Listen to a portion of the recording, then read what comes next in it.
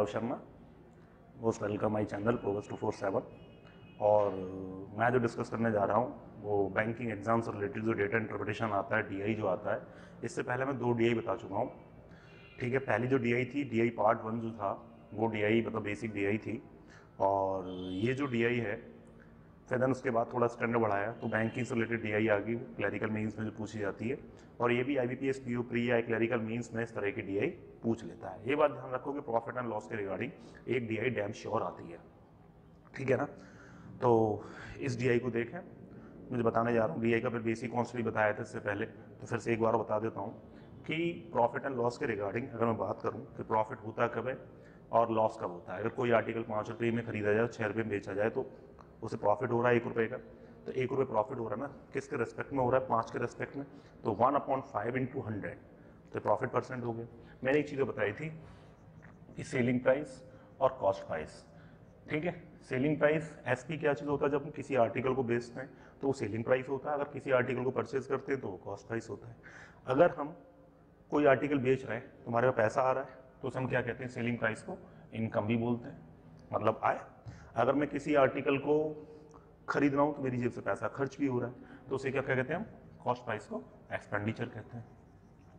अगर मैं इसी बात को ऐसे बोलूँ कि सॉरी, कि अगर मैंने अपने इंडिया से माल अमेरिका को एक्सपोर्ट किया, अमेरिका को बेचा, मतलब एक्सपोर्ट कर रहा हूँ माल को, तो हम सेलिंग प्राइस को क्या कहते हैं? एक्सपोर्ट बोलते हैं, ठीक है। देन कॉस्ट प्राइस की बात करूँ तो कॉस्ट प्राइस को हम क्या कहते हैं?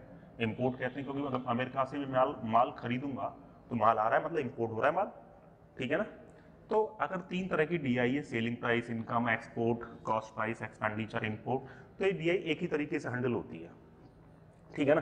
कभी इनकम एक्सपेंडिचर से रिलेटेड डीआई की बात कर सकता है, कभी एक्सपोर्ट इंपोर्ट से रिलेटेड डीआई की बात कर सकता है, कभी कॉस्ट प्राइस और सेलिंग प्राइस से रिलेटेड बात कर सकता है। इससे पहले जो डीआई बताई थी मैंने, एक्सपेंडिचर इनकम की बिहाफ पे बताई थी।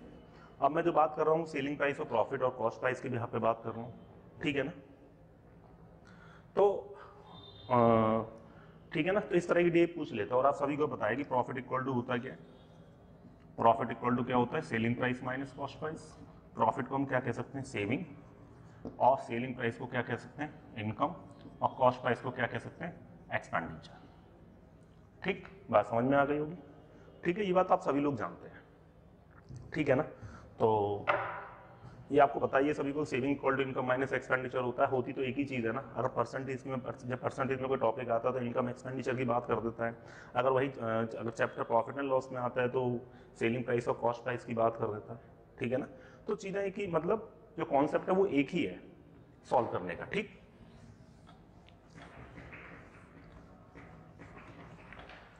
प्रॉफिट परसेंट निकालते कैसे? आप सभी को पता है कि प्रॉफिट परसेंट इक्वल टू होता है क्या?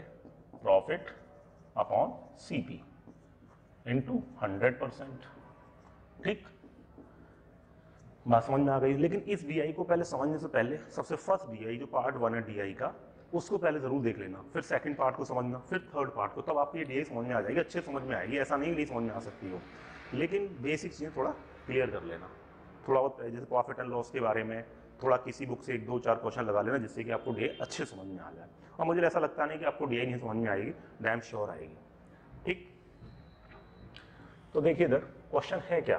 क्वेश्चन ये है कि पाई चार्ट दिया हुआ है, pie chart percentage distribution of cost price of vehicles A B C D E and F respectively. Percentage of cost price में गिवन है।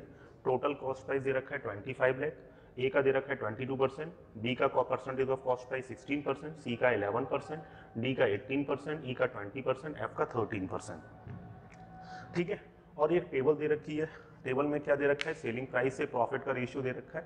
Vehicles A B C D E and F, selling price से profit का ratio क्या है? ए का 11:1, B का 27:7, सी का 38:1, D का 6:1, ई का 13 मतलब 13:3 और एफ का है 6:1। क्लियर? तो देखिए तो अब मैं इस क्वेश्चन में बात करूं, अगर इस क्वेश्चन को हम बेसिक तरीके से सॉल्व करेंगे तो आप लोग क्या करेंगे? पहले बेसिक बताता हूं इसको सॉल्व कैसे करेंगे, ठीक है। बेसिक क्वेश्चन समझते हैं पहले तो आप लोग करेंगे क्या? उसने पूछा क्या what is the profit percent accrued on selling price V, मतलब जो सेलिंग वी जो सेलिंग हो रहा है आर्टिकल, उसका प्रॉफिट परसेंट कितना होगा? तो देखिए इधर तो जैसे कि एक ही बात करूं पहले, तो आप क्या करेंगे, बी का कॉस्ट प्राइस निकालते हैं। तो आपने बेसिक तरीके से क्वेश्चन सॉल्व किया, 25 लाख का आपने निकाला कितने परसेंट, 16%। तो 25 लाख का 16% कितना होगा, 16 5 ज़ा 80, 16 2 ज़ा 30, सॉरी 32, 32 + 8 40, मतलब 4 लाख हो गया कि नहीं। अब मुझे इसका क्या चाहिए, अब इधर देखिए बी का जो सेलिंग प्राइस और प्रॉफिट का रेशियो कितना है, बी का 27:7 है कि नहीं। अब एक बात बताओ सॉरी, तो जैसे कि सेलिंग प्राइस 27 है, प्रॉफिट 7 है। सेलिंग प्राइस जो बनता है वो प्रॉफिट और कॉस्ट प्राइस दोनों को मिला के बनता है। तो सेलिंग प्राइस 27, प्रॉफिट 7 है, तो सीपी कितना होगा 20, सीपी कितना होगा 20। जब सीपी 20 हो गया, अब यहाँ पे मैं प्रॉफिट, यहाँ पे मैं देखूँ कॉस्ट प्राइस है कितना मेरा 4 लाख, तो 20 = 4 लाख क्या होगा, जब सीपी 4 लाख है तो 20 = 4 लाख, तो 1 = वैल्यू कितनी होगी 2 2 ज़ा 4, मतलब 20,000। अब उसने मुझे चाहिए क्या प्रॉफिट, तो 7 = कितना होगा 1,40,000, ठीक है, तो ये प्रॉफिट हो गया, ठीक है, बी का प्रॉफिट आ गया। अब प्रॉफिट परसेंट निकालने के लिए आप लोग क्या करते हैं, प्रॉफिट अपॉन सीपी, तो प्रॉफिट कितना है 1,40,000, 1,40,000, सीपी कितना है 4 लाख इंटू 100, 2030, तो 4 3 ज़ा 12, 4 5 ज़ा 35, तो 35%। तो इसका आंसर कितना आएगा 35% प्रॉफिट हो रहा है। तो मैंने इस क्वेश्चन को बेसिक तरीके से पूरा हैंडल किया है, तो इसको पहले समझ लीजिएगा, ये भी है, ये भी आना चाहिए हमको, ठीक है ना। अब इधर देखिए दूसरा तरीका क्या है, अब इसको सेकंड टाइप से करोगे, मतलब सेकंड मेथड से, तो आप कैसे हैंडल करोगे इस क्वेश्चन को। देखिए इधर आपको लास्ट डीआई में जो डीआई का पार्ट 2 है, मैंने क्या बोला कि पार्ट 2 को देख लीजिएगा, क्यों, क्योंकि उसमें भी टोटल यूनिट दे रखी थी। टोटल यूनिट कितनी है सबकी 25 लाख, मतलब जितने भी व्हीकल हैं, सारे व्हीकल हैं, उनकी जो टोटल कॉस्ट है वो 25 लाख है, ठीक है। अब ए का 22%, बी का 16%, सी का 11% है, डी का 18% है, ई का 20% है, एफ का 13% है, 13% है, दिखाई दे रहा होगा, ठीक है। तो जब सब किसी भी डीआई की टोटल यूनिट दे देता है, तो उस डीआई को हम सॉल्व करने के लिए क्या करते हैं, उसको 100 ऐड कर लेते हैं। अब जैसे कि 25 लाख है, इसको 100 के इक्वल टू मान लिया इसको क्या मान लिया 100, तो ए का 22% कितना होगा 22, बी का 16%, मतलब 100 का 16% 16, और 100 का 11% 11, 100 का 18% 18, 100 का 20% 20, 100 का 13% 13, ठीक है ना। तो अब हम उसको करेंगे क्या, जैसे कि बी का सेलिंग प्राइस और प्रॉफिट और कॉस्ट प्राइस हमें चाहिए, तो बी का सेलिंग प्राइस कितना है 27, प्रॉफिट कितना है 7, तो सीपी कितना होगा 20, और जो बी का जो सीपी है वो दे रखा है 16, बी का सीपी कितना दे रखा है 16, और जब बी का सीपी 16 है तो 16 किसके बराबर होगा, सीपी बराबर सीपी के, तो 20 = 16, 1 = 16/20, मुझे प्रॉफिट चाहिए, क्यों चाहिए, क्योंकि प्रॉफिट परसेंट इक्वल टू क्या होता है प्रॉफिट अपॉन सीपी इंटू 100, तो 7 = कितना होगा 16/20 इंटू 7, ठीक है। तो 16 7, इसको सिंप्लीफाई कर लें, 4 4 ज़ा 4 5 ज़ा, तो 28/5, ठीक है ना, 28/5, ये प्रॉफिट आ गया। अब प्रॉफिट परसेंट कैसे निकालते हैं, तो प्रॉफिट अपॉन सीपी, तो प्रॉफिट कितना है 28/5, सीपी कितना है 16 इंटू 100, तो 4 4 ज़ा 4 7 ज़ा 4 2 ज़ा 4 5 ज़ा 5 ज़ा, देन 5 7 ज़ा 35%, आपने इसका प्रॉफिट निकाल लिया। क्लियर है कि नहीं, ठीक है। लेकिन हम इस क्वेश्चन को और भी अच्छे तरीके से सॉल्व कर सकते हैं, ऐसा नहीं कि इसी तरीके से क्वेश्चन को सॉल्व कर सकते हैं, और भी है मेरे पास बेस। तो देखिए इधर समझ में आ गया होगा। द नेक्स्ट क्वेश्चन, सॉरी इसी से नेक्स्ट मेथड बता रहा हूँ, इसका क्या है। अब जैसे कि बी का दे रखा है यहाँ पे सेलिंग प्राइस और प्रॉफिट का रेशियो, तो बी का सेलिंग प्राइस कितना है 27, प्रॉफिट कितना है 7, तो सीपी कितना होगा 20। अब मुझे प्रॉफिट परसेंट निकालना है, तो प्रॉफिट अपॉन सीपी इंटू 100, तो कितने परसेंट प्रॉफिट आएगा 35% प्रॉफिट हो गया, ठीक है, ये आंसर हो गया, 35% प्रॉफिट परसेंट आ गया। तो आप सीधे इस क्वेश्चन को कर सकते हैं, ठीक है ना। अब देखिए इधर समझ में आ गया होगा भाई, प्रॉफिट 7 और सीपी कितना 20 into 100।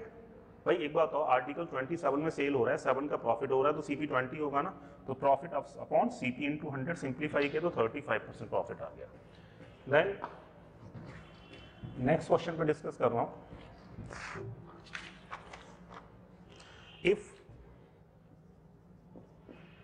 if profit percent if profit percent on vehicle A is increased by 10% and profit percent on vehicle D is decreased by 10%. What is the sum of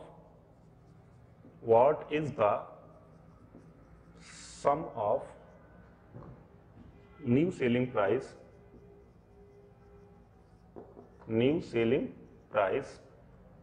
of both the vehicle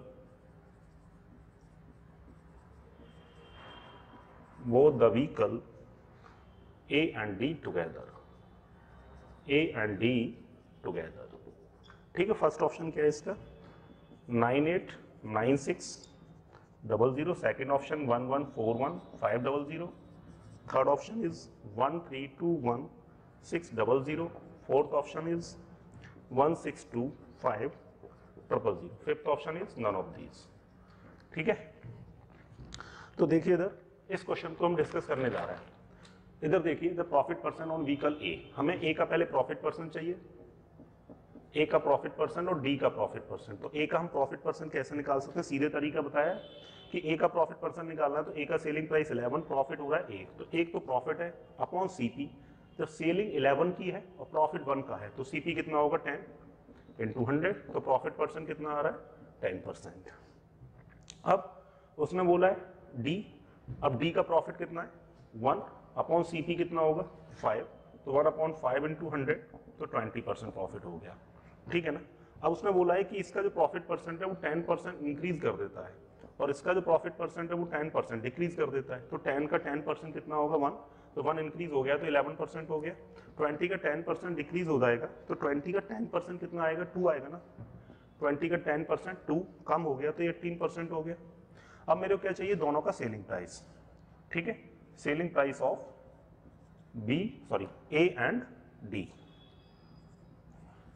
new selling price. ठीक है, A and D का। तो देखिए इधर ए का हमें selling price बताना है, तो अब मेरे को एग्जैक्ट वैल्यू चाहिए। तो मैंने बोला है कि टोटल यूनिट को यूज करते हैं, लास्ट डीआई में बताया था।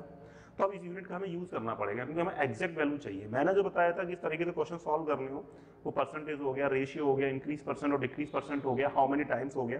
तो उस तरह के क्वेश्चन में जब सॉल्व करते हैं तो 25 मतलब टोटल यूनिट का हम यूज नहीं करते हैं। जो यूनिट गिवन है 25 लाख, वो ये जरूरी नहीं है कि प्रॉफिट एंड लॉस की ही डीआई में हो, वो किसी भी डीआई में। ठीक है ना। तो देखिए ए और डी की, अब यहाँ पे इधर देखिएगा ए एंड डी। तो ए का सीपी कितना है 10, ए का सीपी कितना है 22। ठीक है, तो सबसे पहले अगर मैं इसको क्वेश्चन सॉल्व करूंगा तो 25 लाख का सीपी चाहिए, तो 22% निकाला आपने। ठीक है, इनटू अब मुझे इसका सीपी चाहिए। ठीक है, तो यहाँ पे एंड 22% निकाला। अब मुझे एसपी चाहिए, इसका एसपी, तो 11% प्रॉफिट हो रहा है तो इसका 111% निकालेंगे एस इन डी का। तो 25 लाख का कितने परसेंट, डी की बात कर रहा है तो 18% इनटू सी, इसका सेलिंग प्राइस चाहिए तो 18% का प्रॉफिट है तो 118% निकालेंगे। क्यों, क्योंकि सेलिंग प्राइस पूछ रहा है। तो इसको हमने सिंप्लीफाई किया तो 250 कॉमन आ जाएगा, 0 0 गॉन, ये कैंसिल हो गया। तो क्या रह गया 22 इंटू 1111 प्लस एंड 18 इंटू 118। ठीक है, इसको सिंप्लीफाई करेंगे तो मेरा आंसर आएगा 1141500। That's my answer. क्लियर है कि नहीं।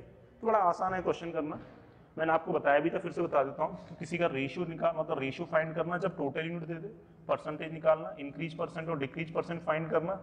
ठीक है, हाउ मेनी टाइम्स, कितने गुना है, ये सब फाइंड करने के लिए कभी भी हम टोटल यूनिट का यूज नहीं करते, चाहे वो डीआई कोई भी हो, चाहे प्रॉफिट एंड लॉस की डीआई हो, चाहे वो परसेंटेज की डीआई हो। ठीक, देन मैं नेक्स्ट क्वेश्चन डिस्कस करने जा रहा हूँ। ठीक है ना, समझ में आ गया होगा, फिर से बता देता हूँ। 10% प्रॉफिट हो रहा है, 10% इंक्रीज हो गया तो 11% हो गया, 10% डिक्रीज हो गया तो 18% हो गया। अब 25 लाख का मैंने 22% निकाला क्योंकि ए का चाहिए, उसको 11% प्रॉफिट हो रहा है तो 111% निकालेंगे। मैंने इसको 25 लाख का 18% ये कॉस्ट प्राइस आ गया, इसको 18% प्रॉफिट हो रहा है 118% निकालेंगे। हमने इसको सिंप्लीफाई कर दिया, दैट्स माय आंसर। ठीक,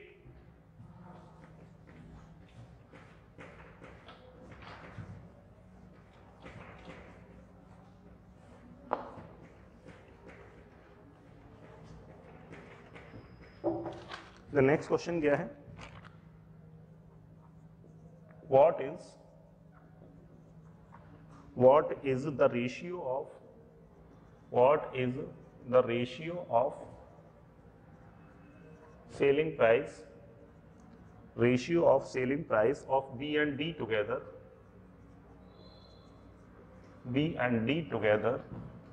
and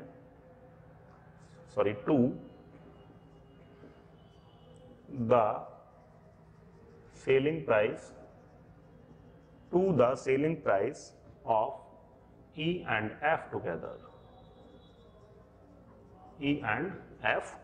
फर्स्ट ऑप्शन क्या है 27:26, सेकंड ऑप्शन क्या है 26:27, थर्ड ऑप्शन क्या है 23:26, फोर्थ ऑप्शन क्या है 26:23 और fifth option none of these.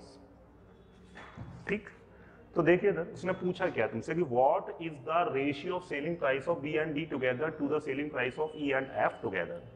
तो बी और डी का जो टोटल सेलिंग प्राइस है और ई एंड एफ का टोटल सेलिंग प्राइस हमको चाहिए। अब ऐसा तो मत करना कि बी का सेलिंग प्राइस 27 हो गया और डी का सेलिंग प्राइस 6 हो गया और आपने आंसर रख दिया 27:6, तो गलत हो जाएगा। ठीक है ना। अब देखिए इधर बी का सेलिंग प्राइस चाहिए, पहले बी का कॉस्ट प्राइस कितना है 16, फिर से देखिए बी का कॉस्ट प्राइस कितना है 16, तो बी का कॉस्ट प्राइस कितना होगा 20, तो 20 = 16, 1 = 16/20, सेलिंग प्राइस चाहिए तो 27 फाइंड करेंगे। ठीक है ना, तो सेलिंग प्राइस आ जाएगा। अब बड़े हो चुके थोड़ा, अभी जरूर अब इस तरीके से तो करेंगे नहीं, हर बार लिखेंगे अलग अलग सबका। तो देखिए इधर बी की बात करें तो बी का कितना यहाँ पर कॉस्ट प्राइस 16 और बी का कॉस्ट प्राइस कितना होगा सेलिंग 27 की और 7 है प्रॉफिट, तो कॉस्ट कितनी होगी 20, तो 20 = 16, 1 = 16/20, सेलिंग प्राइस चाहिए तो 27 ठीक है, बी का आगे है। अब मैं बात करूं डी का, तो डी का कॉस्ट प्राइस कितना है 18 और डी का कितना होगा कॉस्ट प्राइस 5, क्योंकि 6 सेलिंग प्राइस 1 प्रॉफिट, तो 5 = 18, 1 = 18/5, मेरे को सेलिंग प्राइस चाहिए तो 6 ठीक है। ऐसे ई और एफ की बात करूं तो ई का कितना है 13 और 3, तो 10 हो गया क्या कॉस्ट प्राइस और ई का है कितना यहाँ पे 20, तो 10 = 20, 1 = 20/10 और मेरे को क्या चाहिए सेलिंग प्राइस तो 13 ठीक है ना। एफ की ऐसे सेम एफ में गेम खेलेंगे, एफ का कॉस्ट प्राइस कितना है 13, एफ का कॉस्ट प्राइस कितना होगा, एफ का कॉस्ट प्राइस 5, क्योंकि सेलिंग प्राइस 6 प्रॉफिट 1, तो कॉस्ट प्राइस कितना हो गया 5, तो 5 = 13, 1 = 13/5, देन सेलिंग प्राइस चाहिए तो 6 ठीक है। इस तरीके से क्वेश्चन लेके चलोगे तो आप हर प्रॉफिट एंड लॉस की हर डीआई को फेस कर सकते हो। अब ये नहीं कि मैं आपको एक क्वेश्चन में एक शॉर्टकट बता दूं कि हाँ बेटा ये ऐसे से होगा, हुआ बन जाओ कि हाँ सर ने बहुत बेस्ट मेथड बताया, ये बताया, वो मेथड नहीं होता, वो एक तरीके की गोली देना होता है कि बच्चों को लॉलीपॉप पकड़ा दी बेटा ये कि हाँ इस क्वेश्चन में आप ऐसे ऐसे कर सकते हैं, एक क्वेश्चन सिर्फ। अब वो जमाने तो जा चुके हैं ना, कॉम्पिटिशन का लेवल बहुत हाई हो चुका है, ठीक है ना। तो कभी एक क्वेश्चन को फॉलो नहीं करना आना चाहिए, मतलब क्वेश्चन कैसा भी दे दे। अब प्रॉफिट एंड लॉस की मैं डीआई बता रहा हूँ, तो मुझे जब आप 3-4 डीआई लगा लेंगे प्रॉफिट एंड लॉस की, तो मुझे लगता नहीं कि प्रॉफिट एंड लॉस की डीआई आप छोड़ पाएंगे, डैम श्योर कर लेंगे उसको। ठीक है, इसको सिंप्लीफाई करता हूँ तो 108/5 प्लस 108/5, ठीक है, 10 2 26 प्लस 13 6 78/5, तो कितना हो गए 108 216/5, ठीक है। 25 6 130 प्लस 78/5, इसको सिंप्लीफाई करना है, 5 5 कैंसिल हो गया तो 208 हो गया, देन एंड 12 4 5 4 6 4 5 4 2 2 इज गोन, तो 27:26, इसको सिंप्लीफाई कर लिया, मेरा आंसर कितना आ रहा है 27:26, दैट्स माय आंसर। क्लियर है कि नहीं। अब देखिए इधर मैं इस डीआई का लास्ट क्वेश्चन डिस्कस करने जा रहा हूं।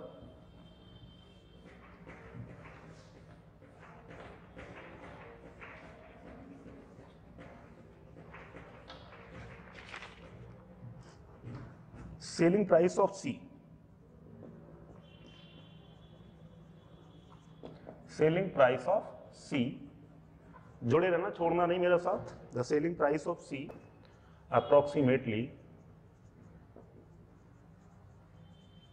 approximately what percent what percent of cost price of F? First option is 95%, second option is 111%, then third option is 122%, then fourth option is 86%, और then fifth option is none of these. ठीक है ना। उसने पूछा गया हमसे कि selling price of C is approximately what percent of the cost price of F, vehicle F. तो देखिए इधर सी का जो सेलिंग प्राइस है वो एफ के कॉस्ट प्राइस का कितना परसेंट है। ठीक है ना। तो सी का सेलिंग प्राइस निकालना है हमको, तो हम सी का सेलिंग प्राइस कैसे निकालेंगे। सी का कॉस्ट प्राइस है कितना 11। मैंने बोला था कि इस डीआई को हम सॉल्व करेंगे तो उसको 100 लेट कर लेंगे, तो 100 इक्वल 25 है, तो 100 के 11% तो 11 ही होगा। 11 कॉस्ट प्राइस है, तो इसका कॉस्ट प्राइस कितना होगा। सेलिंग प्राइस कितना है 38 और प्रॉफिट कितना है 11, तो कॉस्ट प्राइस 27 हो गया, क्योंकि selling price minus profit equal to cost price. तो 27 कॉस्ट प्राइस है, तो 27 इक्वल टू 11, तो 1 इक्वल टू वैल्यू कितनी होगी 11/27। ठीक है। एफ का कॉस्ट प्राइस चाहिए, तो हाँ 1 इक्वल टू 11/27 और सेलिंग प्राइस चाहिए तो 38 इक्वल टू। ठीक है ना, क्योंकि सेलिंग प्राइस कितना है 38, प्रॉफिट कितना है 11, तो कॉस्ट प्राइस कितना हो गया 27। 27 इक्वल टू 11, तो 1 इक्वल टू 11/27 और 38 इक्वल टू, तो 38 का मल्टीप्लाई कर दिया। एफ के कॉस्ट प्राइस की बात करूं तो एफ का कॉस्ट प्राइस कितना होगा। एफ का कॉस्ट प्राइस दे रखा है यहाँ पे 30।